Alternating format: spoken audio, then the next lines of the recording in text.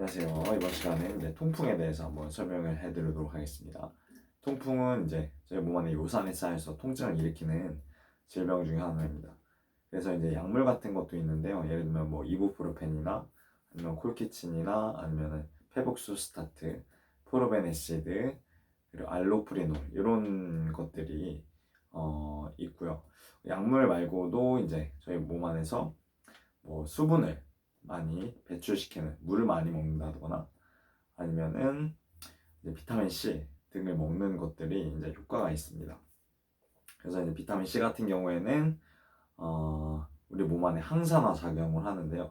염증을 억제해주는 역할도 하고 실제로 이제 이 요산을 이제 빼내주는 그런 역할도 하게 됩니다. 그래서 이제 비타민 C를 많이 섭취한 저도 이제 어, 요산이 통풍 증상이 잠깐 왔었던 적이 있었는데 그때 이제 레몬수, 레몬수를 제가 뭐 몸에 아침에 한 4리터를 한번 먹었어요. 레몬을 3개를 짜서 그랬더니 한 몇 시간 뒤에 한 4시간, 5시간 뒤에 통증이 완전히 없어지는 것을 이제 경험을 했습니다. 그래서 이제 퓨린이 많은 음식들을 먹게 되면은 이 요산이 체내에 축적돼서 이제 통풍이 생기게 됩니다. 그래서 이 퓨린이 많은 음식들 같은 경우에는 뭐 고등어나 아니면 조개, 뭐 멸치류, 붉은 고기류 이런 것들에 굉장히 많고요. 반대로 퓨린이 이제 적은 음식들은 뭐 유제품 같은 뭐 우유, 그다음에 뭐 계란, 뭐 채소류, 통곡물 이런 것들이 있습니다. 그래서 이제 통풍이 있으신 분들은 이런 음식 조절을 이제 잘 하셔야 됩니다. 그래서 이제 통풍이 오면은 이걸 어떻게 해결을 해줘야 되나? 아까 말씀드린 물을 많이 마신다든가, 아니면 비타민 C를 이제 섭취를 해준다든가, 이제 이런 방법도 있는데, 일단 물을 많이 마셔주게 되면은 저희 몸 안에 이제 신장이 필터링을 합니다. 물이 이제 우리가 몸에 물이 많이 있게 되면은 소변 배출, 이뇨 작용이 일어나는데 그러면서 요산이 신장을 통해서 걸러지고 소변으로 배출되는 이런 역할을 하고요. 그 다음에 냉찜질이 좋습니다. 온찜질 하시면 안 되고 냉찜질은 이제 혈관을 이제 수축시켜주고 통증을 완화시켜주는 역할을 하는데 반대로 온찜질 같은 경우에는 통증을 더욱더 일으키고 열감을 더 하게 되고 그래서 오히려 상황을 더 악화시킬 수가 있습니다. 그리고 이제 요 통증 부위에 뭐 마사지를 한다거나 이러시면 안 되고요. 그냥 놔두시는 게 좋고 이제 가볍게 움직이는 건 좋습니다. 이제 관절이 계속 움직이는 상황 속에서 이제 요산이 축적되지 않을 가능성이 높고요. 그래서 이제 너무 심한 운동을 하면 안 되겠지만 이제 아프지 않는 범위 내에서 관절을 계속 움직여주는 것들이 좋습니다. 그래서 실제로 관절이 움직이지 않는 이제 밤에 통증이 제일 심해집니다. 밤 같은 경우에는 수분 배출도 제가 잠을 잘 때는 이제 소변에서 배출되고 물을 마시지 않기 때문에 요산의 농도 자체가 높아지고 요산이 또 축적될 가능성이 높습니다. 그래서 이제 저희 요산이 많이 쌓이는 부분이 이제 발인데요. 이 발에 요산이 쌓이는 이유는 이제 혈액순환의 이유와 이제 체온 때문에 있습니다.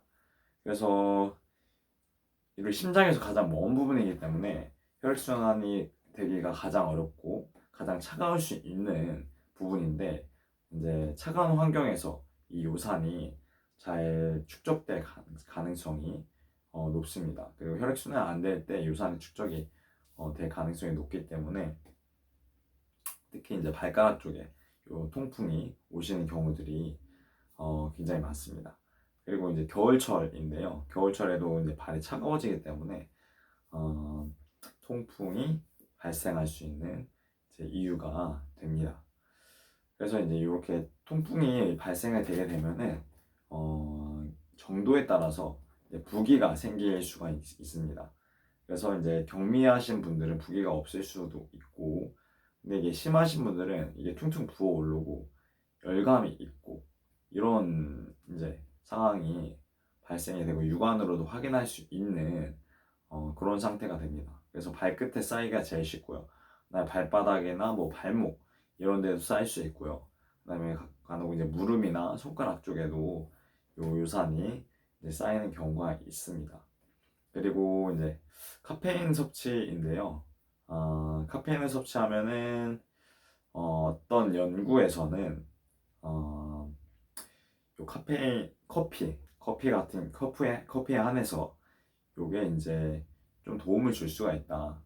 좀 요산 수치를 낮출 수 있다. 라는 연구 결과도 있지만 또 반대로 이제 카페인을 섭취하면 커피를 먹으면 이뇨작용이 되기 때문에 몸에는 이제 수분이 적어지는 상태가 됩니다. 그래서 이제 몸 안에 수분이 계속 돌아야 이 요산이 계속 제거가 될 수 있는데 그런 부분들이 이제 좀 마이너스인 거고요. 그다음에 카페인을 섭취하면은 예를 들면 고기를 먹고 카페인을 섭취했다, 뭐 커피를 마셨다. 그렇게 되면 이제 퓨린이 많은 상태에서 스트레스 호르몬이 나오게 됩니다. 제 커피를 마시면은 저희 교감신경이 활성화가 되죠. 그럼 이제 스트레스 호르몬이고 이제 몸이 활성화가 딱 된 상태인데 그 상황에서는 이제 대사에 영향을 미쳐서 요산이 쌓일 가능성이 더 높습니다. 그래서 이제 플러스 요인보다는 이제 마이너스 요인이 될 가능성이 이제 높습니다.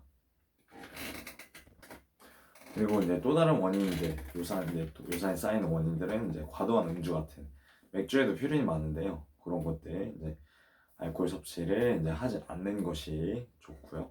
그다음에 뭐 이뇨제성 고혈압 치료제를 먹는다거나 이런 식으로 하면은 좀 더 이제 통풍에 걸릴 확률이 높고 유전적인 요인도 있습니다. 그래서 이런 생활 습관적인 부분도 먹는 것도 이제 되게 중요하고요. 그리고 운동을 통해서 땀을 좀 흘려주면은 이 요산 배출에 좀 도움이 될 수가 있습니다. 네, 그리고 이제 적절한 체중 관리도 중요합니다.